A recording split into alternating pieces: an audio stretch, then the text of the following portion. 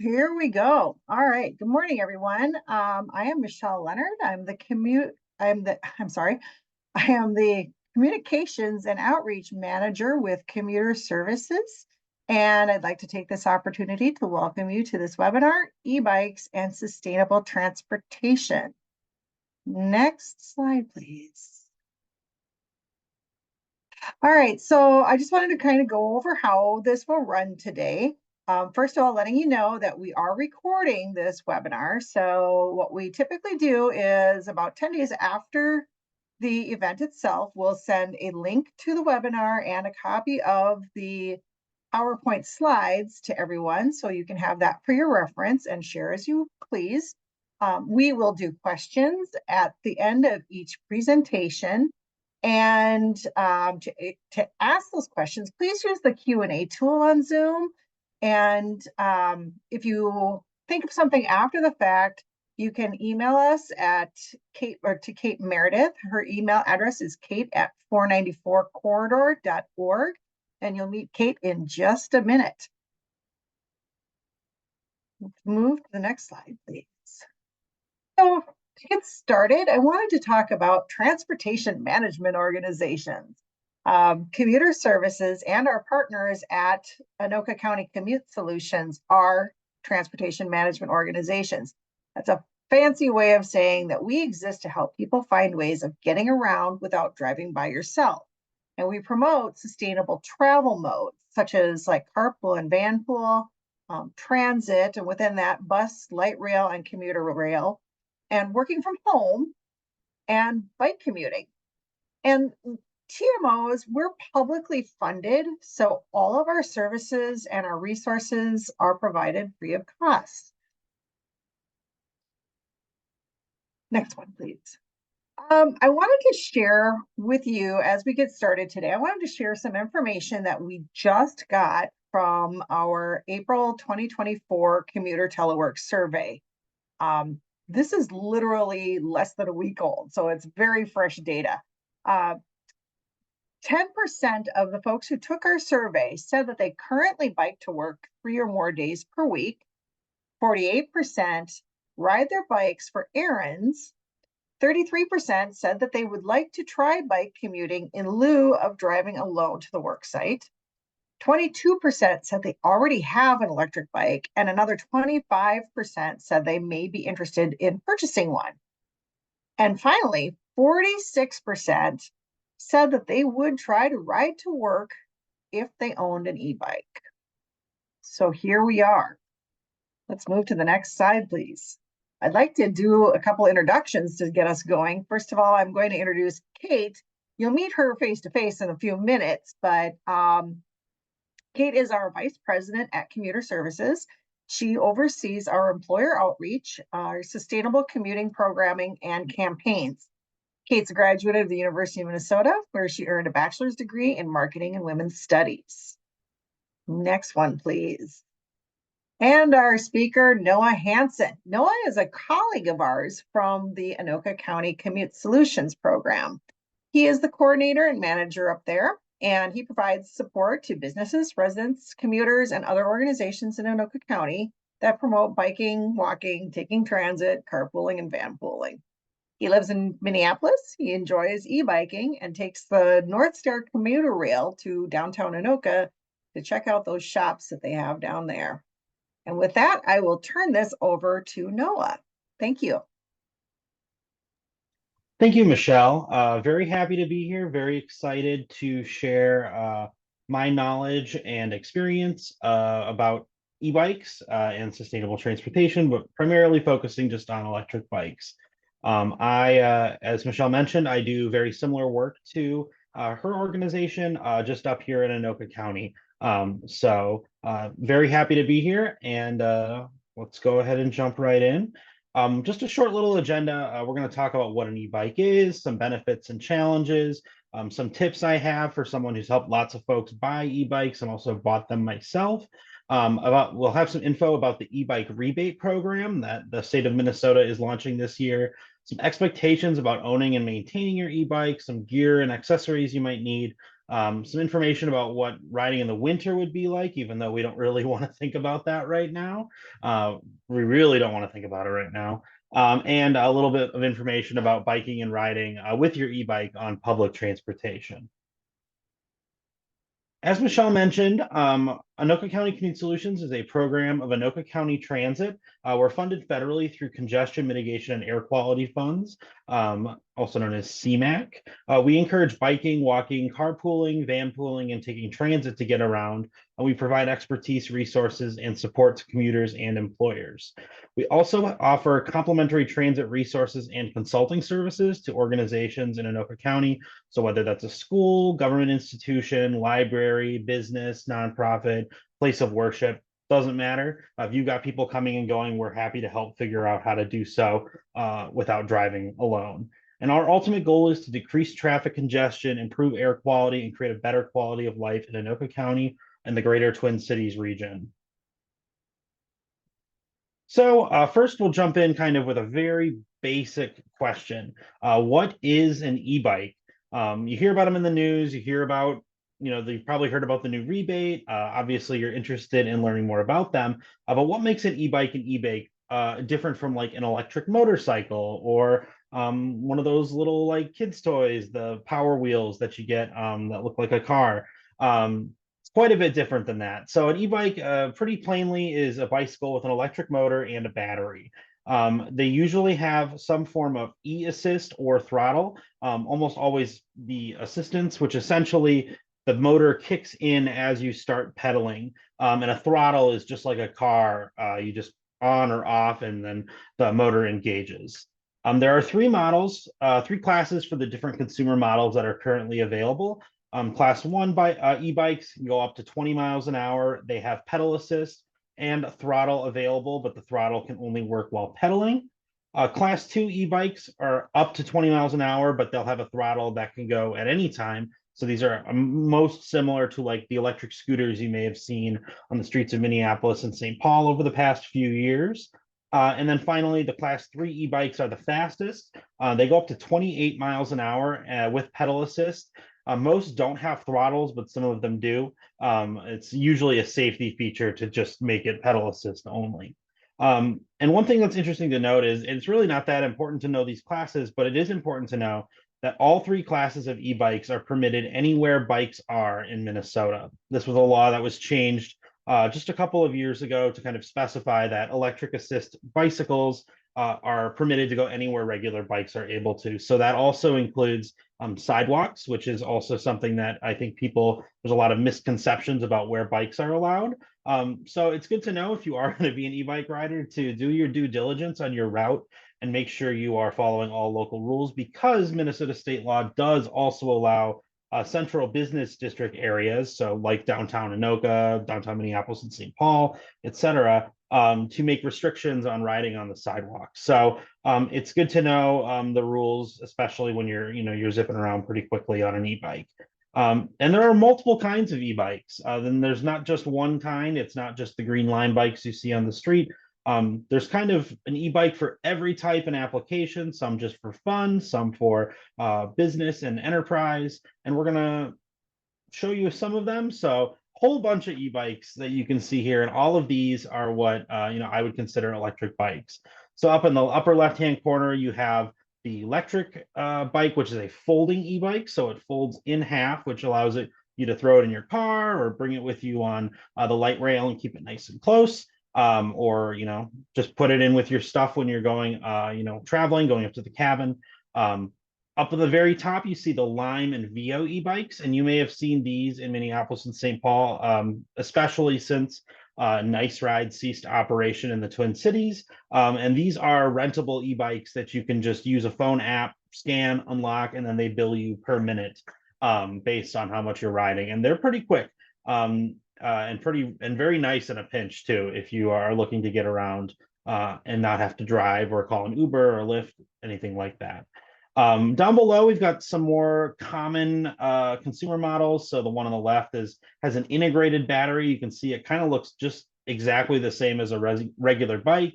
Whereas the one to the right, the Aventon, is a very popular brand. I see them a lot on the trails here in Anoka County. And they make kind of e-bikes for all seasons. But this example is like a more off-road oriented e-bike. Down in the lower left is kind of the Cadillac of e-bikes, I would say. The Urban Arrow is, as you can see in this depiction, three kids are able to sit in the bucket pretty comfortably. And these are some of the nicest e-bikes around, and they're also extremely expensive, and you have to import them from Europe. But I do know a handful of people in the Twin Cities who do ride these because I have seen them out and about.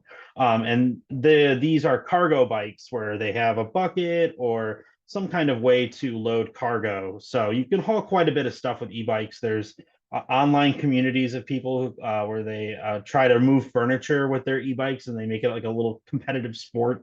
It's kind of amusing, and there's a lot of pretty extreme examples of people moving like couches, you know, all sorts of furniture, things like that. So it can be a really versatile tool to replace your car.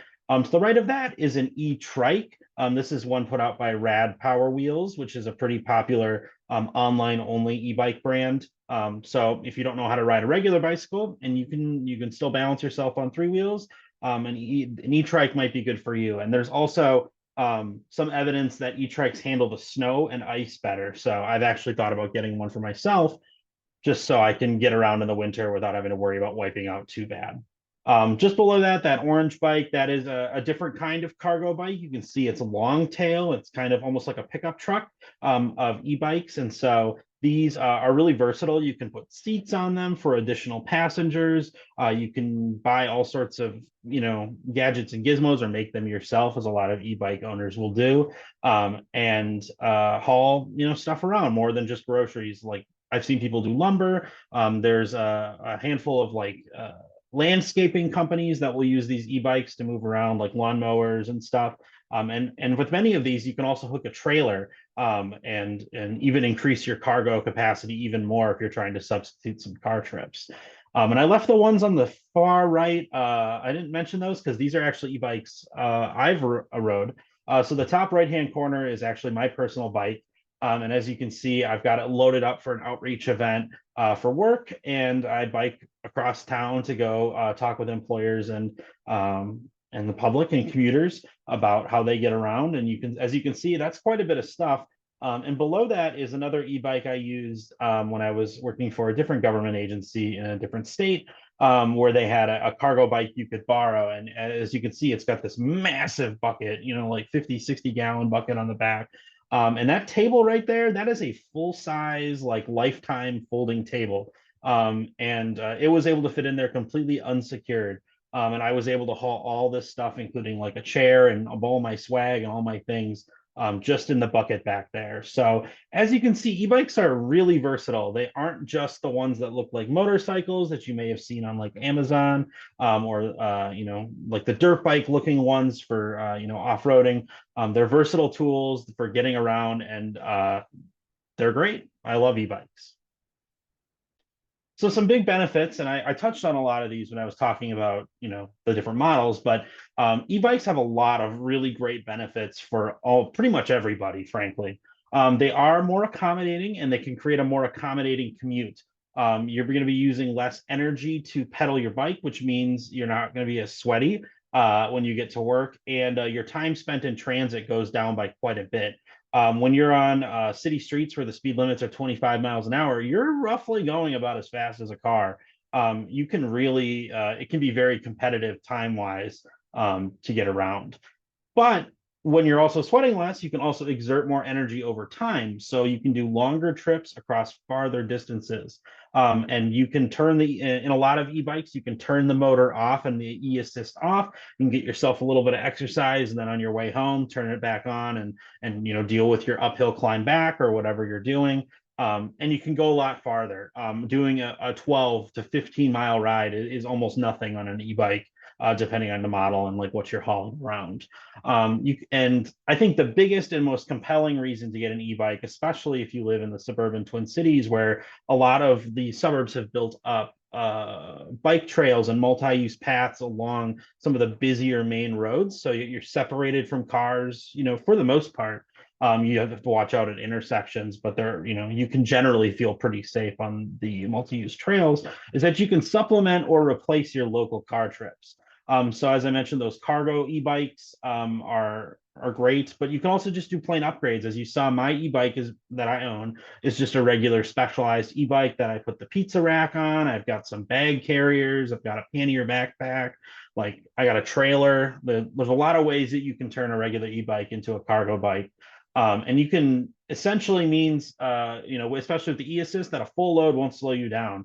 That cargo bike I showed that when I had my table in, that was probably 40, 50 pounds of cargo. And I was still cruising around at 15, 16 miles an hour, hanging in traffic in Capitol Hill in DC.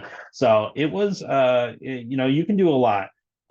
It also allows people who might be seniors or have mobility issues to enjoy lifelong cycling. A very popular application of electric bikes is for seniors, folks who, may have developed mobility issues over time, or people who might not be able to have the stamina to bike for longer distances and or want to bike like they used to.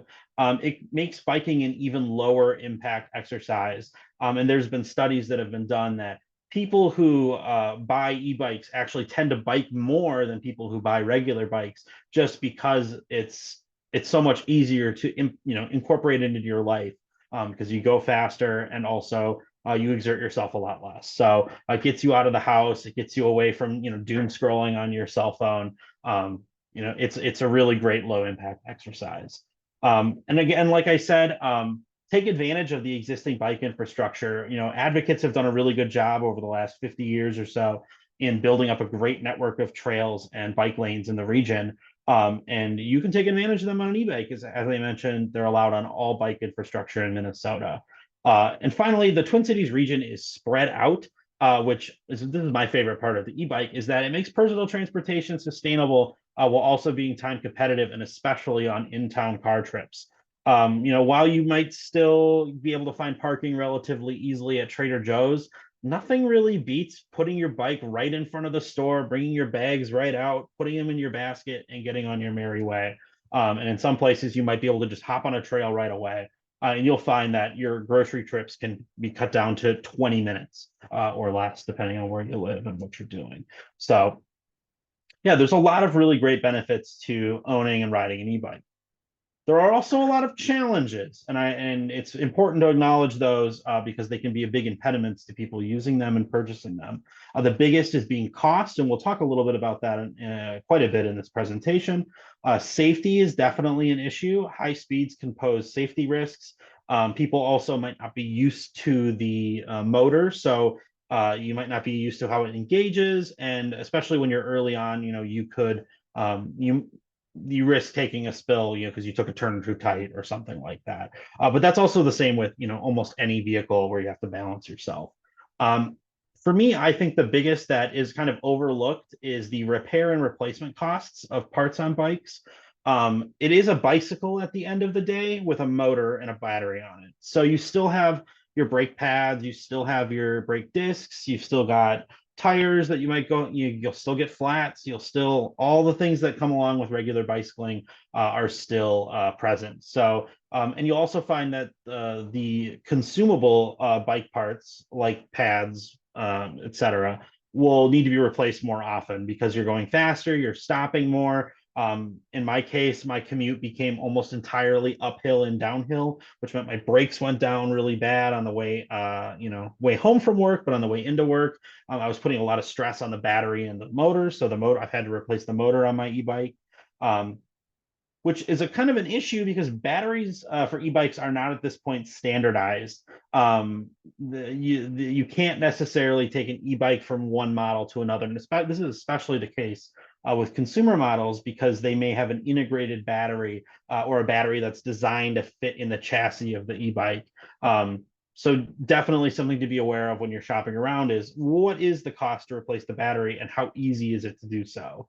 A big challenge that's becoming more and more challenging as e-bikes have grown in popularity is storage. E-bike batteries are lithium-ion batteries, just like your cell phone, just like your laptop. which means if something happens where it's punctured or have any defective issues with it, it will explode. And it's just like any other lithium ion fire and can be pretty dangerous. So it's really good, best to try to charge your battery in a room or a space that's fireproof. And some apartment buildings may restrict your ability to store e-bikes in the building, which has been a problem that's really growing in New York City, given it's so big, but the city is so old. And so new apartment buildings are being built with more fireproof bike rooms. And I've seen a couple of these on my own in Oakland County. But that said, it's always a risk. Inclement weather, not all e-bikes are created equal when it comes to dealing with the weather. My e-bike is horrific in the snow and the ice. It is like a nightmare. It is extremely dangerous for me. So I avoid riding anytime there's snow on the ground. But also some e-bikes can't go out in the rain. The same issues you may have seen with the Cybertruck going around, where it's unable to go in like car washes or in the rain. You may run into some of these problems, so you'll definitely want to make sure you know your manual in and out, and have done some research on your e-bike before you buy it. If you're planning on riding regularly enough that you'll find yourself in the rain. And like I said, nearly all traditional bicycle challenges, aside just from parts, exist for e-bikes. So that includes theft, road safety, and accommodations at businesses or places you go. So lack of bike parking, lack of infrastructure and places you want to go. But yeah, the theft and the road safety pieces are also, it's a fact of life when it comes to biking, whether it's an electric bike or a regular bike. So now that I've given you the costs and the challenges and the benefits of riding an e-bike, now I'm going to give you some advice and tips that I have, like I said, from helping lots of folks buy e-bikes or who are in the market for e-bikes. So the first thing you got to know is how much money are you willing to spend? The lowest end, probably, e-bikes that I would caution against purchasing are the e-bikes that are really between $500 and $1,000. These are usually found on like Amazon, on AliExpress, Temu, like, any kind of online retailer, where great imported bikes maybe come from overseas or just made cheaply. The parts are usually poor. There's a lot of issues with buying a low end e-bike, but then the mid range ones can run from $1,000 to $2,500, and then depend if you've got money to spend, there are e-bikes to buy. Some e-bikes can be as much as $14,000 or $15,000, like that Urban Arrow I showed in the graphic before. So you just got to know how much money you're willing to spend, and if this is going to be replacing or supplementing your car trips, or if you're just riding for fun on the campground when you're going camping with your family. You really want to think about how much money you're willing to spend. And I think the single biggest piece to know after that is you need to know where you are going to get your bike serviced. E-bikes are more difficult to service than a regular bicycle. The parts are less standard. And in some cases, like with my Specialized, it uses really high-end parts that are way more expensive to replace and have to be replaced often, but also might not be carried by a regular bike shop. So I always try to recommend buying your e-bike at a store will also fix your e-bike. A lot of bike shops are partnered with one brand or the other, so good to do your research on and see who's who and what's what. And a lot of the major bike brands like Trek or Specialized, make their own e-bikes and sell them as well. Larger chain stores have large repair networks. So I put REI and Erics here. Erics also sells e-bikes, and they're all over Minnesota, Wisconsin, Illinois. So if you're living in that part of the country, it's pretty easy to make sure that you'll have somewhere to get your bike repaired. And then REI actually has their own in-house brand of e-bikes that they will repair as well. And that they've been really lauded for their in-house brand. And I definitely recommend checking it out if you're in the market, given that REIs are so ubiquitous and they will fix it for you. Like I said, budget and online e-bikes, which doesn't necessarily just include the Amazon bikes. Even things like the Rad Power bikes and Aventon might not have physical retail partners as close as you maybe would like if you're looking to get your bike fixed. So definitely do your research and know kind of what you're looking for. And finally, be prepared to be denied service from bike shops. I've brought my e-bike to bike shops in the Twin Cities and been turned away because they either just don't know the model, there's too many ifs or questions to ask, or they don't have a relationship, corporate relationship with the owner of the company that owns your e-bike or that made your e-bike. So definitely, be ready for that.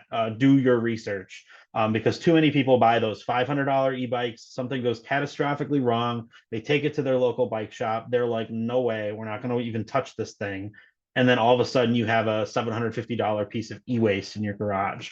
And that's no fun. No one wants to have that happen to them. And also go back to the storage piece. Know where you're going to store your bike and battery. These are expensive vehicles. They are, desirable, pretty easy to steal, and they also have some safety concerns with battery storage. Although I will say, e-bike batteries do have a new UL standard, which if you're kind of a nerd like me and you know a lot about weird standards, that's a really good thing. We haven't had a UL standard for e-bikes in the United States yet, so those are just starting to hit the market. So if you're really concerned, there's a pretty deep level of research you can do. But generally, go for the bigger brands, go for the places that are going to be reliable, bikes that where you're going to get them fixed. Some other good things to know as you're looking to make the e-bike a part of your life is know your backup plan. Just like with anyone who takes the bus or the train or bikes or e-bikes or walks or even drives, it's good to know if you have the possibility of a backup plan should something go wrong. Do you have a plan if you need to be picked up? E-bikes can be a lot heavier. My e-bike is 50 pounds. That's not really very fun to roll around if you get a flat. Do you have an alternative way to get around? Does the bus or the train go to your workplace, or do you know that you could rely on someone in your life to get you to work if you don't have a car or you're looking to replace your car? So it's always good to know what your backup options are, and then how are you going to move your bike around in the event it is inoperable. And I think this is something that I think a lot of people might overlook. I would definitely recommend getting a nice sturdy bike rack for your car. There are some that are like designed for motorcycles that might be a little bit better to handle the weight and the extra mass that an e-bike might have. I know that like Harbor Freight sells a relatively cheap one for your hitch. But you definitely want to make sure that it can support the weight and the size of your e-bike, because like they're not regular bikes in that respect. And also, it's really, really not fun to move a broken e-bike around. When I lived in Northern Virginia, I would have to walk like 5 or 6 blocks to get to the metro station, roll it down, get it down the escalator, get it on the train, all with a flat and like a dead motor. And so it's good to know how you're going to be moving these around, because they're not light, they can be unwieldy, and chances are you're not buying like 4 to have backups. So it's good to know. But it is exciting and it is fun. And if doing the research and buying something, a big purchase like an e-bike, can be a lot of fun. So here are some really good tips that don't just go on Amazon and buy the first e-bike you see. You get what you pay for. Cheap rebadged mass market e-bikes have flooded the market. It's kind of the toughest part about shopping online is that there are a kabillion brands, and only some of them are like real brands. A lot of them are just rebadged standard model e-bikes. But this can even be the case with brands that you might think are legitimate or popular bike brands. For instance, I know Huffy, the bike company, has some Huffy branded e-bikes, but they're actually just rebadged, standard e-bikes that you'll find on Amazon or AliExpress, which means they have all the same problems that come with it, except they might have a slightly better warranty guaranteed by the company. So definitely do your research. Try before you buy. I would never buy a bike from somewhere that would not let you test ride it. And I don't know that I've ever even heard of a bike shop that wouldn't let you test ride. So I strongly recommend buying in person, trying it out, make sure it fits, make sure you like it, make sure it's fun to ride, because you'll know pretty quickly when you try riding it. And the last thing you want to do is get your multi-$1,000 bike in the mail and then find out you hate riding it. Like I said, know where you can get the bike repaired If you're handy and you want to try it yourself, go at it. I'm not. I treat my e-bike like an Italian sports car.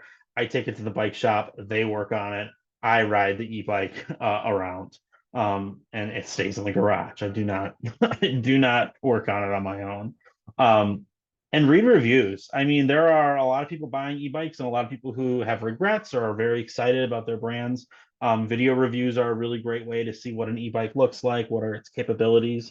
So definitely recommend. And don't let it become e-waste because it's really easy for a bike to break and then you're like, I don't know what to do with this thing anymore. And if you're feeling really handy, do-it-yourself e-bikes can be cheaper. Essentially, you can. There are a lot of ways to do it. I'm not going to necessarily encourage you to do this, and I only really would recommend it for people who are enthusiasts of biking and e-bikes and electronics, especially. You also need to be careful because it's pretty easy for a DIY e-bike to skirt local laws, so you need to be careful. But like I said, I don't recommend it if you're a casual consumer. Which kind of leads me to, if you're in the market for an e-bike, we have a new e-bike rebate program in the state of Minnesota. So this was approved last legislative session, and it provides an income-based rebate certificate up to $1,500 for applicants purchasing a new electric bike from an approved retailer. So kind of taking that back a little bit, up to $1,500, it is income-based. So they have a calculator on their website where you're able to see about how much you would be able to be approved for. Um, then also it goes, so if you're making quite a bit of money, it's really unlikely you're going to get a sizable amount for your benefit. It also needs to be from an approved retailer. They just opened the retailer approvals like 2 days ago. So as they kind of develop and figure out who's approved, it'll be easier to know where to get yours from. But I recommend asking your local bike shop or wherever you're interested in buying an e-bike. Then they'll start taking applications from the public on June 5th for rebates and start dispersing them in July. What I think is really important to note is that this is limited to $2 million a year in rebates for 2024 and 2025. And all things considered, that's not a lot of money. A comparable program in Denver and Portland and Seattle, it's not unusual for them to run out of money in like an hour after applications go live. So, and this is not a permanent program at this point. The money that was funded came from last year's budget surplus. So just know that this is a pilot program for all intents and purposes, and even then that's not even accurate. It's just from the surplus. It's this current program, but I still recommend if you're planning on buying an e-bike this summer, applying for the rebate because it's hard to beat an e-bike that's a little bit cheaper. And you're doing, you're taking cars off the road. You're riding a relatively, pretty sustainable form of transportation that can do quite a bit. So yeah, the QR code on the screen takes you to the Department of Revenue's website where they have a great page, including that income calculator to see how much you may be eligible for. So just some other expectations. You've got your e-bike or you're looking at getting it. You're like, I'm set. I got my route. I got my bike. I got my, whatever. When you want to maintain it, regular maintenance is a must. So I definitely recommend following your bike shop's recommendations. It might be kind of expensive to do regular maintenance, but it's definitely better than having something go catastrophically wrong. I definitely recommend buying a bike with a removable battery. That is my opinion. It just makes your life a lot easier for a whole lot of reasons, and not every e-bike brand has a removable battery. Be a courteous road, trail, and sidewalk user. So as I mentioned, it can go anywhere a regular bike can go. Doesn't mean you should ride it like you're on, the highway. If you're in a business district or an area where there's a lot of pedestrians or people moving around, don't go 25 miles an hour. Be respectful. I find that pretty much every e-bike I've ever seen has a speedometer.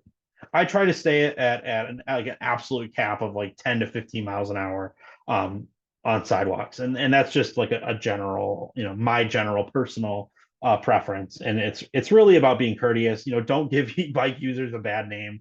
I feel like I hear, we'll see a tweet or comments on news articles that are kind of dinging e-bike riders for kind of zipping past everybody. So make sure you have a bell. Make sure you learn, what you're supposed to say on your left, on your right, all that kind of stuff. I really recommend Bike MN has some really great bike classes for adults that are designed for experienced road riders. So for people who are not just like learning how to ride a bike, but are learning how to ride a bike in traffic and in populated areas where you're going to be around a lot of folks.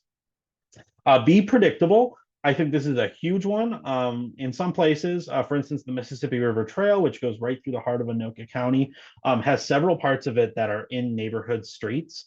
And you may be in some mixed traffic at a handful of intersections. You don't want to do anything really brash. Your safety is ultimately in your hands. We know there are risks to driver, to road safety and all that. But at the end of the day, when you are riding, you need to be, try to be as in control of it as you can. So I have a bell and I also have a car horn on my bike, which I don't necessarily recommend for everybody, because I live in Minneapolis, so I'm doing a lot more mixed traffic biking than you might if you live in Anoka County. But it's good to make sure you're known. I wear bright clothing, especially I have a high vis jacket. You know, what you do is kind of up to you, but you want to be predictable. You want to be seen. You don't want to, be surprised ultimately. Only bike at speeds you're comfortable with. The bike can go 20 miles an hour. You don't have to go that fast. You'll save your battery. Your battery will drain faster on higher speeds and higher levels of assistance. So, bike at what you're comfortable with, bike with what makes sense to your commute. And bike to enjoy biking or bike to get where you're going. It really depends on what you're doing. And as I said, have a backup. If you're relying on your e-bike to get to work, it's really good to have a backup plan. Know if there's a transit route going where you're going. Sign up for Transit Link, sign up for the Guaranteed Ride Home program. There are some really great resources, and which is kind of a great plug for my program and Michelle and Kate's programs. To reach out if you have any questions about your commute or any advice you'd like, or you want help planning a route. These are all things we can do. Some basic tips for maintenance. Like I said, I don't work on my bike. I treat it like a sports car. But some basic maintenance skills is a massive bonus if you're going to ride an e-bike. So, make sure you have, lube for your chain. You have maybe a backup tube and learn how to change the tube on your tire. These can save you a lot of headache and worry and time if something goes wrong when you're biking around. And also, it will make your bike last longer because chances are you're not servicing your bike at the store even every month. Even that would be considered a little bit excessive. A big one, register your bike's warranty. A lot of these e-bikes, these are expensive. And a lot of the best, some of the, especially the really big brands have pretty good warranties. And you register for your warranty, it can cover the battery, it can cover the motor, and you never know what can go wrong. It's just like a car. It's just like, anything else, electronic or, with moving parts. Things can go wrong, and it might not be your fault. So definitely register your e-bike's warranty. Because like I said, replacement batteries are expensive. On my bike, a replacement battery is $800, which is a pretty sizable cost of the overall bike. And like I said, I had some battery troubles, and the warranty is covered motor troubles. My warranty has covered all the motor issues. So follow your bike shop or manufacturer's guidance for regular maintenance. It kind of goes without saying. Don't wait for something to go horribly wrong. If you're hearing like a weird sound or you're like, it's not riding like it used to, go take it to the shop if you can. It kind of goes without saying. Again, faster biking and frequent stopping leads to more maintenance. And if you are planning on trying to replace a lot of car trips, for instance, I know a couple in the city of Andover who, despite being senior citizens, they have replaced almost every car trip in their life year round with e-bikes. They don't even take their car out in the winter. If you're planning on doing that, great. I'm very excited for you. I've done it before. It's a lot of fun, but set aside a little bit of money for unplanned maintenance or repairs. Things can happen. You want to have the money for it. It's just like a car. Especially if you're replacing like all or most of your car trips. So now we've talked a lot about, like, a lot of words of caution, but it's time to get a little bit excited about this stuff. So some gear and accessories I have found are really helpful when you have an e-bike because of all the capabilities even a regular bike can have. I definitely recommend getting rear and front racks for your e-bike. A lot of e-bike brands have them built in. For instance, we saw that Longtail e-bike had that rear rack built right into it. My e-bike had a rear rack built into it with an integrated light, but I bought a supplementary rack for the front. But these, give you practically unlimited options for how you can arrange things and what you want to store things. I recommend getting pannier bags. These are bags that essentially just like hook onto the rack, or they're some of them are designed to go around the rack. There's lots of different types. I have a backpack that has hooks on it that's able to be secured to the back, and I can just take it and wear it like a regular backpack. And also regular baskets. Even an e-bike, from which one you spend it on, you probably saw in my picture, the Humble Milk Crate is still a great option for getting things around on the e-bike to store your cargo in. So definitely look into it. Your bike shop will probably try to sell you some of this stuff. Do your research. I will say they can be expensive. So always look for a good deal. Is my biggest piece of recommendation with those things. Lights are actually required by law, and most e-bikes will come with the lights either integrated or built onto the bike already. So you hopefully won't have to worry about it, but it's good to keep a backup. I have a couple of these. These are actually Commuter Services branded little bike lights, and I keep these in my bag just in case something goes wrong. You hit a tree branch and your light goes out, or whatever. You don't want to be caught without it. And also riding at night in Minnesota, it is required by law that you have some lights. Having a horn of any kind is being able to make yourself known audibly without yelling is really helpful. People don't like being yelled at, but they understand what being honked at is, even though they don't like that either. And an integrated computer to keep track of your odometer, your mileage, how much battery you have left. These are pretty much musts, and they don't always come with an e-bike. So, do your research. Make sure, I recommend getting a model with all of these things already built in, or comes with it. Like I said, I wear reflective clothing. I have it's an extremely comical long sleeve jacket made entirely of reflective material. It like makes me look like a ghost. It's pretty terrific. But you know, in winter, or we had a weird winter this year. You might have been biking in the winter. I was a little bit.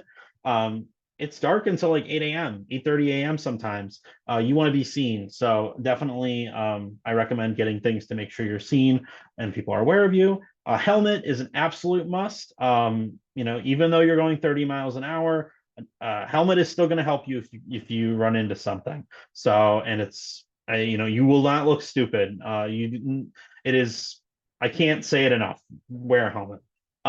Getting a mirror is also really helpful, especially in mixed traffic. They have ones that attach to the bike handles, ones that attach to the helmet. What you want to do might vary. I like getting a gator mask or a balaclava, especially in the winter in Minnesota, or if it's snowing, or even I find when when you're going 30 miles an hour, you're going pretty fast. The wind against your face can be really uncomfortable, especially if you're going to work. It's no fun to show up to work with being completely windswept and freezing. Do yourself a favor and wear a gator mask. And some people wear goggles as well, especially with the winters here in Minnesota. And finally, one that I think you might not have thought of, but it does go back to kind of the car analogy, which, e-bikes are not cars, they are electric bikes. But there are a couple of companies that offer explicit insurance for electric bikes and bicycles. And for instance, my bike is covered by an insurance company. Not it's a bike company, it's a bike insurance company, and they insure against theft. They have liability insurance if you get in an accident, and even better yet, they have roadside assistance. So if something happens, they will come pick you up and grab your bike for you, take it to a repair shop. It's just like getting AAA, but for your bike. I mentioned the theft piece because my e-bike was pretty expensive. I had an employer subsidy when I bought it, so where I was working helped pay for part of it. But it was a $4,000 e-bike, which not a lot of fun if you lose it. My bike is actually insured to the value of all the accessories as well on it. And so they have a pretty good policy where if my bike got stolen, I was going to the grocery store, I come back out and some, enterprising person with a Dremel had sawed my lock right off. Um, they'll cover the cost of the bike, no questions asked, as long as you had it locked up. So definitely look into it, especially if you're riding a lot, and especially if you're doing a lot of riding where you're doing like errands, where you're parking, going inside, coming back out frequently. It just gives at the end of the day, even if nothing ever happens, it gives you a great peace of mind that makes riding these expensive vehicles makes it a lot less stressful. And it's not that expensive. I will say I think it's like $200 a year. So it's not too expensive, but it's also not like super cheap. And my biggest last piece of advice about e-bikes is just a little bit about winter riding. Like I said, my e-bike is horrible in the winter, but not all e-bikes are necessarily that way. Some e-bikes are like fat tire bikes, just like you would find anywhere else in the Twin Cities in the winter. They just have, the assisted motor. And these are becoming more popular as well with people doing year-round cycling. Your tire size and pressure matter. Fat tire bikes at about 10 psi offer incredible traction, even if it's going to drain your battery super fast. If draining your battery fast is a lot better than like falling over or slipping or something going wrong. I recommend like a low e-assist, limited throttle usage, just like you would drive a car. You wouldn't slam on the gas. You wouldn't want to engage your motor at the fastest speed, because that's just a recipe for something going wrong. Know that just like the roads, your trails conditions may be unpredictable. Not every municipality shovels their sidewalks or their trails. Some of them do, some of them don't. So know that, especially if you're commuting to and from work. Have a backup plan. I've said that a lot of times because I've been found in times where I would needed a backup plan. So I like to remind people, but also dress for the weather. You're going to feel a lot colder going fast. And it's just like when I said the balaclava. I was wearing balaclavas when it was like 15, 20 degrees. When it gets colder here and it gets snowy and icy, you want to make sure you're dressed for it. Fresh snow is easiest to bike on. So if it is freshly snowing in the morning and you got to go in, you know, it's the easiest way to bike. So not a bad idea. And finally, be patient, just like driving. Make safety your top priority. You're not in a hurry. Give yourself lots of time if you're planning on riding in the winter. I also wanted to touch just because we do, our work does encompass public transit, walking, biking, carpooling, but that transit piece is a pretty big part of it. Um, Metro Transit allows electric bikes to be stored on buses, trains, and the North Star. So whether that's the trains includes light rail as well. Um, I think this is a really great idea because you can use your e-bike for last mile commuting. For instance, my office is a couple of miles from the train station.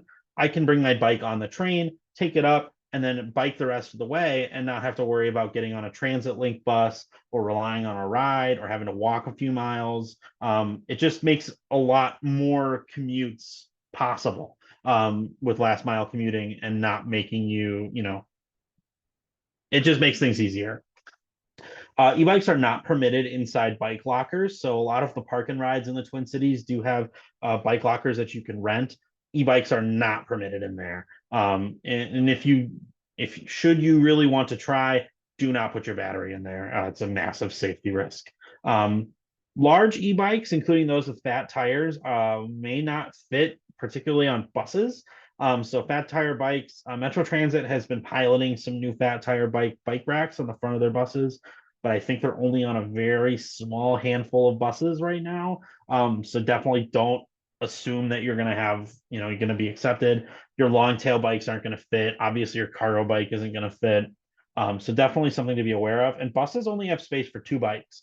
And then bringing bikes onto the bus is up to the bus driver or the operator, and they usually say no. So something to be mindful of if you're planning on incorporating this into a regular commute, that you might not be able to bring it with you. And I just wanted to point out, so the buses have the racks on the front of the bus, But the trains, it's a lot easier. You just roll it right on. The North Star is a little tough because it doesn't have level boarding, so you will need to lift it up a couple of steps. Um, I'm not sure they would bring the ADA ramp down for you if you wanted to roll it on, but you can bring it on. They have little ratchet straps on every train car on the first floor where you can leave your bike and then you just sit by it and I guess make sure it doesn't fall over.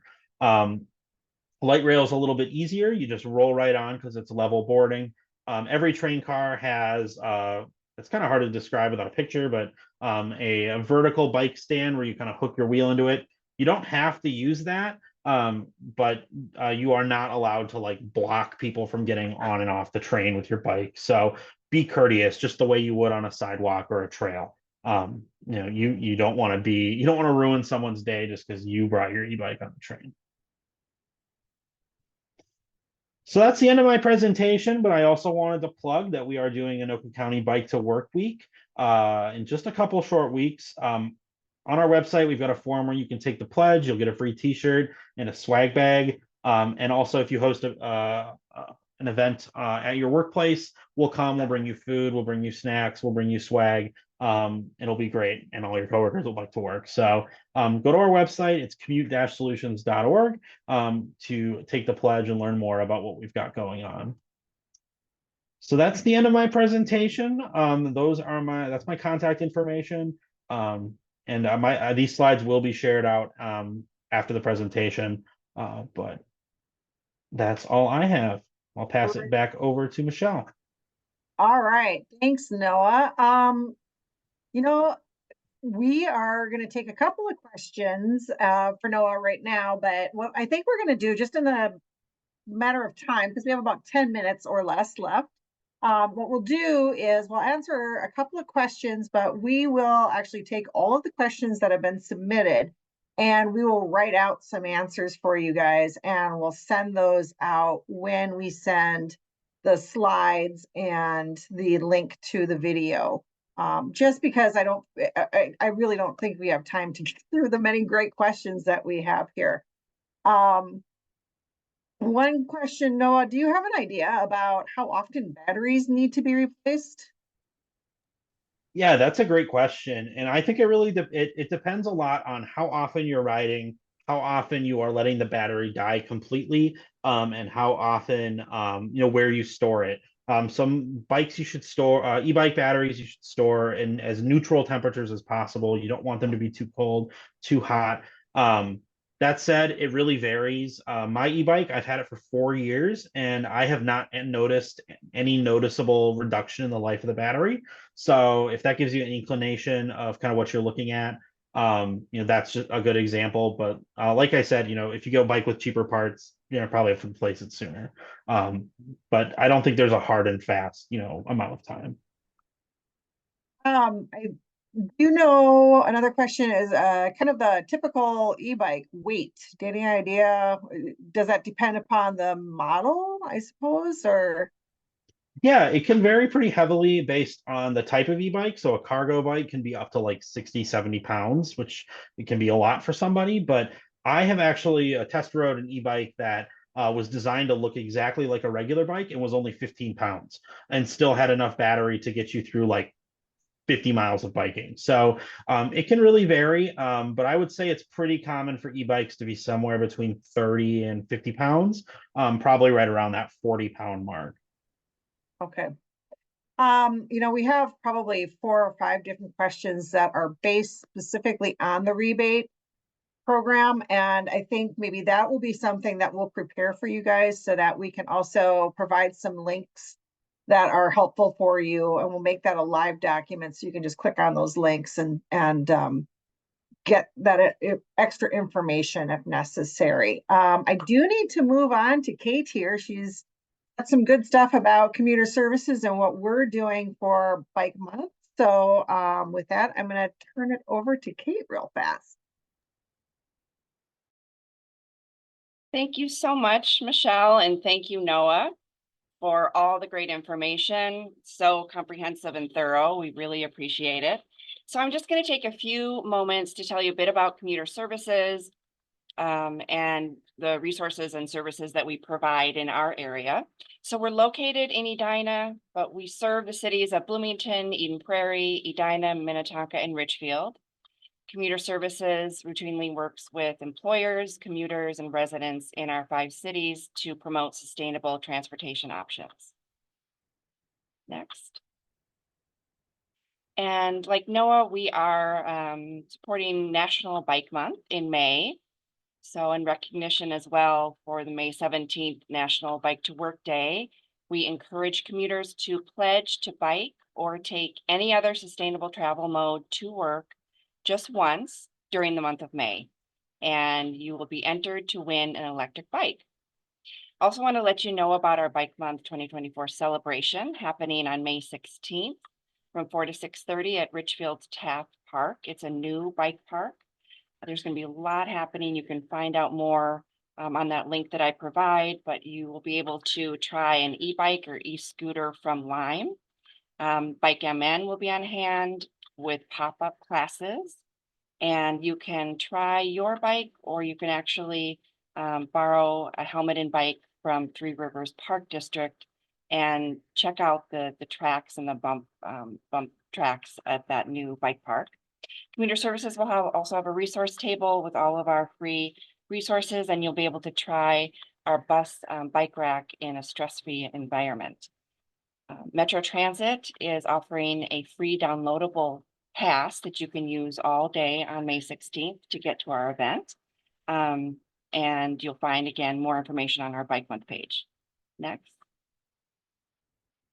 Also wanted to tell you about the bike community resource and strategies that we have for employers as well as commuters. So we work closely with employers and multi-tenant properties to encourage biking to work. Employers can hold an on-site bicycle safety check, and we can help facilitate that and bring someone in where employees will just bring in their bike and it's checked for brake and tires and drivetrain, just the basic safety check. You can offer a lunch and learn or webinar about how to bike to work. It's great if you can provide showers and lockers. That's a big incentive for commuters to bike to work, and also providing indoor and covered bike parking. Some employers, and you see that picture up there on the screen, they offer a bike repair station or a bike repair room where it's housed with lots of great repair tools. And you could also purchase bikes for employees to use over lunch, to run errands, or for exercise. And Commuter Services can help by providing free bicycle commuting resources and bike trail updates. We track bike trails around the metro and let you know where there are closures and detours.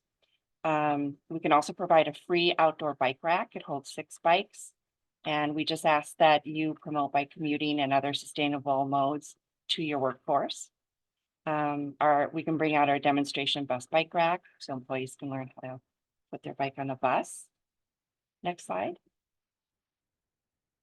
And we have a wealth of resources for commuters to encourage them to bike to work. Again, I mentioned the bike trail updates, and that's an email that gets sent out as we get the updates. Anyone can sign up for that. We have several bike to work webinars that are on demand, and lots of free resources, including a bike commuting guide with tips for riding in traffic.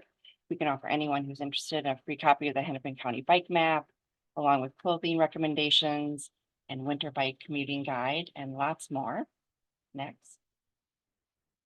I mentioned the webinars. These are some of the webinars that we have on our YouTube channel. Our Bike Commuting Basics just covers the real basic for someone who has never biked to work or is trying it, is new to it. Just tells you about what to wear, how to plan and prepare so that when you do that first bike to work day, it's a good experience, and then you do it again. We also have a Bike Community Basics 2.0 webinar about extending your season. So if you're comfortable with fair weather bike riding to work, looking at the tips and tricks for extending your season into cold and inclement weather. And we have a couple other as well, including the one that we are recording right now. Next. So we have lots of transit resources for employers and commuters. And I want to be aware of the time because we are running out of time, I believe. And I want to respect everyone so you can get back to work. So just want to point out that we have our website is www.494corridor.org.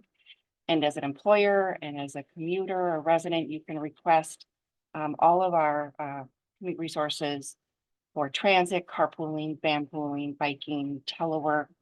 And we would be happy to assist you and answer your questions. So you might want to just advance the slides, or we could just stop here.